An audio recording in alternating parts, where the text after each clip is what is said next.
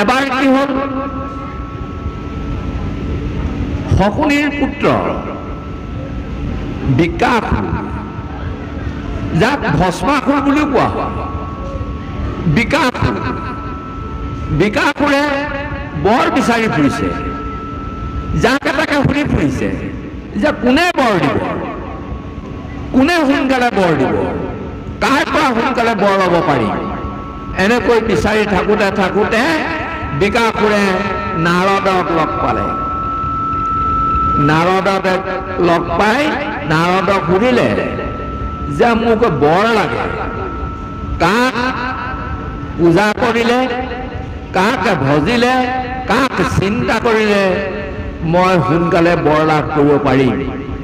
তেতিয়া নাৰদে ক'লে যে শিৱক পূজা কৰা, শিৱক পূজা কৰিলে সোনকালে শিৱই বৰটো দিব, সোনকালেই তুষ্ট হ'ব।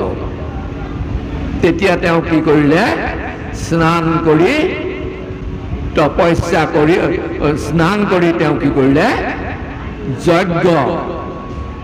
যজ্ঞ কৰিবলৈ ল'লে, ঘিউৰ জুই জ্বলাবলৈ ল'লে। জুইত তেওঁ কি আহুতি দিছে, আমি জুইত আহুতি দিওঁ ঘিউ, তাত তেওঁ জুইত আহুতি দিছে কি, তেওঁৰ নিজৰ গাৰ মাংস, কাটি কাটি শিৱক অগ্নিত আহুতি দি শিৱক পূজা কৰিছে। ছদিন এনেকৈ পূজা কৰিলে।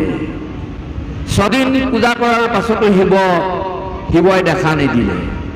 তেতিয়া বিকাসুৰে কি কৰিলে, মনস্থ কৰিলে যে এনেকৈ পূজা কৰি থাকিলে আৰু নহ'ব।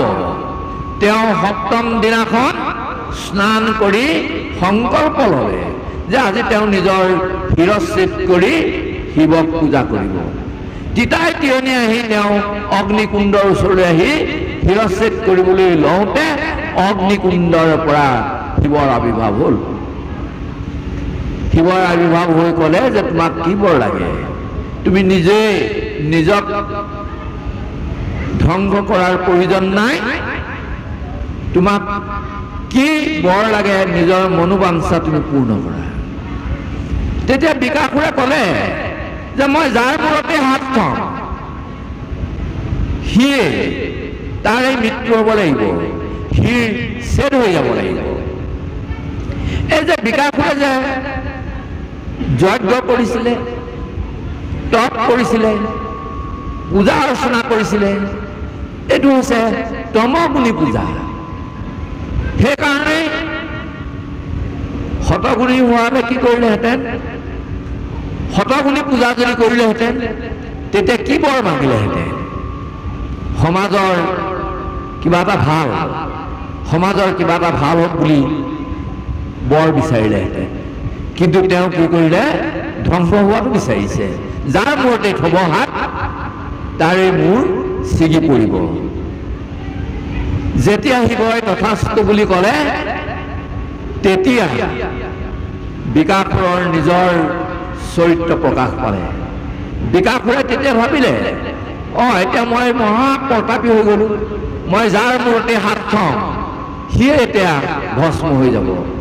তেতিয়া তেওঁ পাৰ্বতীলৈ চকু গ'ল, ভাবিলে পাৰ্বতী বৰ ধুনীয়া, শিৱক যদি মই বধ কৰিব পাৰোঁ তেতিয়াহ'লে পাৰ্বতীৰ লগত এখন সুখৰ সংসাৰ তেওঁৰ হ'ব। গতিকে কি কৰিলে, শিৱৰ মূৰত হাত থবলৈ উদ্যত হ'ল। শিৱৰ মূৰত হাত থোৱা দেখি, বিপদ ঘনীভূত হোৱা দেখি শিৱই পলাবলৈ ল'লে। সমতল পাৰ হৈ, পৰ্বত পাহাৰ পাৰ হৈ বিভিন্ন লোক, দেৱলোকবিলাক ইটো লোকৰ পৰা সিটো লোকলৈ, ব্ৰহ্মা লোকৰ পৰা ইন্দ্ৰ লোকলৈ, ইন্দ্ৰ লোকৰ পৰা চন্দ্ৰ লোকলৈ, বেলেগ বেলেগ লোকলৈ শিৱ দৌৰি পলাই ফুৰিছে। পিছে পিছে বিকাসুৰে কি কৰিছে, হাত দাঙি তেওঁৰ মূৰৰ ওপৰত হাত থবলৈ খেদি ফুৰিছে। শিৱই শেষত কি কৰিলে, উপায় নাপায় বিষ্ণুৰ ওচৰলৈ, নাৰায়ণৰ ওচৰলৈ। তেতিয়া নাৰায়ণে দেখি অন্তঃপুৰৰ পৰা ওলাই আহিলে।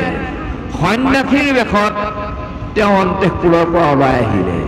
হাতত কমণ্ডলো ৰুদ্ৰাক্ষৰ মালা লৈ তেওঁ ওলাই আহিলে আৰু শিৱও গৈ তেওঁৰ ওচৰ পালেগৈ বিকাসুৰো গৈ তেওঁৰ ওচৰ পালেগৈ তেতিয়া বিকাসুৰক সম্বোধন কৰিলে যে তুমি সপুনীৰ নন্দন তুমি ইমান ভাগৰ যুগৰে কি কাৰণে আহিছা কি হ'ল তোমাক কি লাগে অকমান জিৰাই লোৱা শান্ত হোৱা তেতিয়া বিকাসুৰে আদুপান্ত সকলো বিৱৰি ক'লে আৰু ক'লে যে শিৱই মোক বৰ দিছে যে মই যাৰ মূৰতে হাত থম তাৰে শিৰচ্ছেদ হ'ব শিৱই মোক বৰ দিছে তেতিয়া ভিক্ষুকৰূপী বিষ্ণুৱে ক'লে সন্ন্যাস ৰূপ লৈ থকা বিষ্ণুৱে তেতিয়া ক'লে যে শিৱই বৰ দিছে